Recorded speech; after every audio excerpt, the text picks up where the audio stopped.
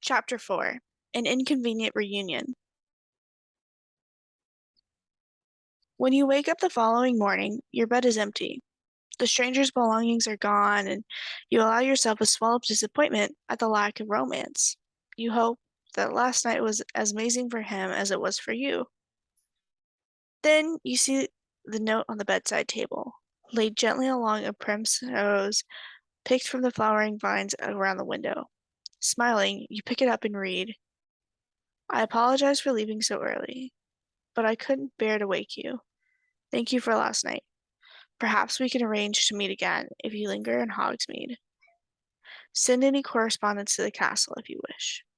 Severus Snape. Snape stares at the calendar on the wall, at the date circled in red. The time has come. Tomorrow is commencement. His first year of teaching aside, Merlin was that really a decade ago. Snape is never particularly enthusiastic about the start of a term, but he's never had quite this strong a feeling of utter dread about it all either. He's not sure what's coming, but he's relatively positive it'll be difficult. The professors gather for a staff meeting with the headmaster to discuss the coming presence of the two guest schools in the castle. Snape arrives, hungover but wonderfully rested, expecting to have to greet Moody as well, the new defense teacher.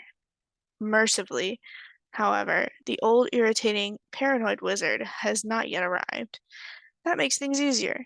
Moody tends to dislike former supporters of the Dark Lord, and he's far from trusting. With him taking over the very position Snape desires, and would be damn good at, he has a feeling they'll barely manage to be civil to each other.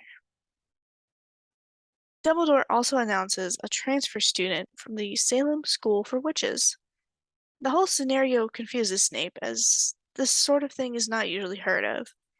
It's possible, of course. Wizarding education has long been standardized, regardless of country, but he's never seen it happen in all his time at Hogwarts. As usual, the headmaster is casual and pneumatic about the circumstances. He simply tells them that you'll be sorted into a house prior to the feast in an empty classroom or office. And of course, the heads of houses are expected to be there for that too. Of course, on the off chance that she's put under their charge. Snape sneers at the thought of another snotty little 13 or 14-year-old. How could any of them find the time for a mini sorting ceremony is beyond Snape, but he supposes they'll just have to rush everything, as they do every year. Is she arriving on the train with the other students?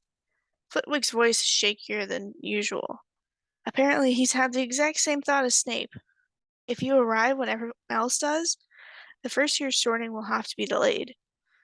Things like that tend to confuse and bog up the night for all of the administrators. He doesn't see how he could look forward to it any less. No, Dumbledore replies, and a wave of relief washes over everyone in the group. She's coming up the path from Hogsmeade tomorrow at 5 o'clock. Which reminds me, would anybody be kind enough to escort her from the gate? Snape avoids eye contact, scowling at the floor, the pounding in his head reaching a sudden peak. He wishes he was invisible. If only Dumbledore wouldn't see how much he does not want to escort anyone anywhere. After a moment, he hears Minerva's resigned sigh as she offers to be the chaperone. Thank you, Dumbledore says graciously. I assure you, there's nothing to be worried about in her regard. She's a bright girl and very respectful. She'll blend in quite effortlessly. His words put Snape's mind at ease. He puts the new student from his thoughts immediately, focusing instead on the castle's preparations before returning to his chambers to sleep off the rest of his hangover. His mind wanders to the girl last night, to your hair that smells of raspberries, your taut, supple body stretching above him, the plaintive moans that trembled from your lips. You were his first in a long time, and gods, is he wrong to think it was that explosive? Not only had he been left thoroughly satisfied, but you were satisfied too. It satisfied his ego.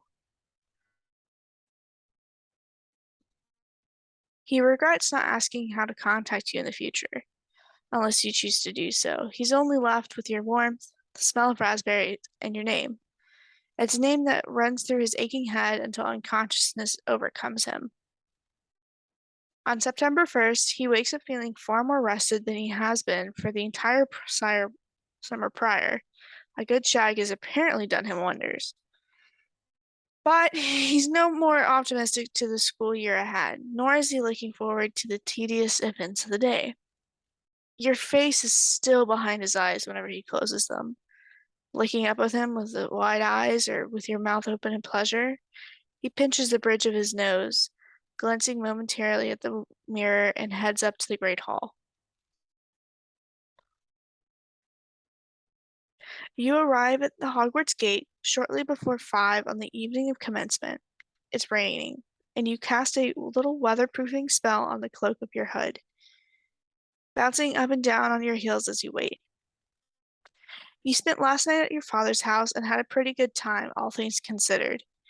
He didn't ask many questions about where you were last night, as your mother would, and he shared a big fifth of fire whiskey with you to help combat the hangover.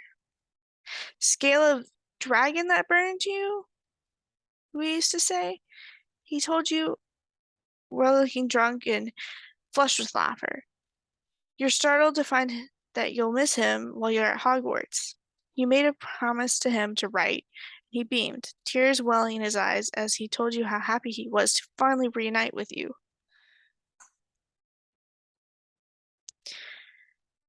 You hugged goodbye after operating into Hogsmeade, and again your father's eyes were misty. You felt a little teary too. The stern older woman you met the first time you toured Hogwarts approaches the gate, and she tells you yet again, without being prompted, that her name is Professor McGonagall, head of Gryffindor House. You ask her if she remembers your dad, and McGonagall lightens up a bit, reminiscing about how clever he was in Transfiguration and saying pointedly that she hopes his daughter will follow suit. You don't have to you don't have the heart to tell her that potions is your best subject. McGonagall leads you through the staircases in the castle's entrance, then a series of narrow hallways branching from where she says the Great Hall is located, where the students eat. Stopping outside a wooden door beside two glowing torches and a statue of an old wizard with a frog on his head, she looks you up and down. Then she proceeds to reach out and straighten your school tie, push your damp hair back from your face, and flick a few pine needles from your cloak. I suppose you'll do, she says, the hint of smile in her eyes. Remember that first impressions are important last. You're going to meet the other heads' houses in here, and I expect you to make them clamor for you and then continuously sing your praises throughout the year. The headmaster may be lenient, but rest assured I will keep both eyes on you. Troublemakers only go so far here at Hogwarts. It's the be careful speech you've been expecting, so it doesn't really sting. You just smile reassuringly and nod respectfully, like you'll do anything to jeopardize your chances here. I'll do my best to make you all proud, I promise, you say. It's the least I can do for being given a second chance. I won't waste it. McGonagall regards you, eyebrows raised. Well said, she replies with a curt nod. See that you don't. And with that, she opens the door and ushers you inside with a tiny chamber, flickering in candlelight, where four other adults are already waiting. In the center of the chamber is a stool, a very weathered hat sitting atop it. But your eyes are instantly drawn to a familiar face here. One you've not only seen once and hope to see again, but not like this. Oh, Jesus. God. No, not like this. You have to stop yourself from reacting and do so by clutching at your skirt, but you cannot rip your gaze from the handsome, pale face with those incisive dark eyes. Holy shit. Severus? He looks absolutely furious.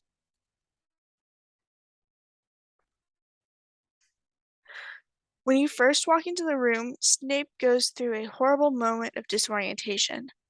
Why is she here? He asks himself. Even his comprehension dawns and a cold wave of horror washes down his spine. It can't be. No. Gods, let it be anybody else. Dumbledore introduces you with an announcement, and Snape flinches as all hope is drained away. She'll be completing her 7th year and her magical education here at Hogwarts. I trust you all will welcome her with open arms. Guilt pulls in Snape's gut. He's certainly done that. How stupid he'd been, how irrational and lust-driven, like a teenage boy. His actions now seem vile, and so out of his usual character it's nearly laughable. Or it would be, were the situation anywhere near funny. It's a sign from the universe, piled on the rest of his wretched existence, that trying to find any happiness only leads to pain. Snape is meant to be miserable. He is built for self-loathing and emptiness, and he's good at it. 2 nights ago he'd forgotten that, and now he's being punished. And that damnable girl is staring at me, he thinks. Dumbledore addresses you softly. I'm honored to introduce the 4 heads of house at Hogwarts. Minerva McGonagall, head of Gryffindor. You already know. He motions to Minerva, who stiffly nods, but softens her thin mouth with a smile. You tear your eyes from Snape and nod back. Bonoma Sprout, head of Pufflepuff. Bonoma waves cheerfully. Phileas Flitwick, head of Ravenclaw. Phileas bows deeply. And Severus Snape, head of Slytherin. Snape knows he should do something, show some sign of greeting, but it takes all of the strength he can muster to not scream at you. He thinks, you should have told me, girl. You should have warned me. Had I known, a student, I would have never. Instead, he stands there with his hands clenched into fists, meeting your eyes when you turn back to him. Here, now, in the firelight, with sobriety and horrible, ugly truth, what must you think of him? A silent, sallow, ugly old potions master with no energy for the situation that he's in? Now, would it be better for you to speak with you in private, to clear the air and lay down boundaries?